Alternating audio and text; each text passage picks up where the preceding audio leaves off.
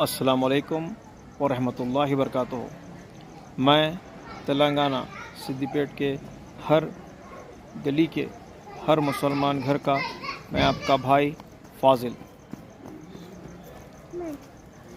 सिद्दीपेट के हर गली के मुसलमान घर के हर बच्चे को मेरा ये कहना है, अगर आप किसी की भी घर की बच्ची को शादी कर अपने घर ला रहे हैं, अगर उसको कोई भी किस्म का टॉर्चर करेंगे, अगर उसको कोई भी किस्म की परेशानी करेंगे, तो मैं सीधा दूल्हे को अपनी कार में बिठाकर नसीर नगर लाकर नासरिया मस्जिद के सामने उल्टा लटका कर नीचे से काले मिर्चियों का धुआं देकर सीधा 5 साल जेल भी जाऊंगा। जब तक मैं सिद्दीपेट में ज़िंदा हूँ, कोई बहन को, कोई बेटी को परेशान होने की ज़रूरत नहीं है। जय तेलंगाना, जय सिद्दीपेट।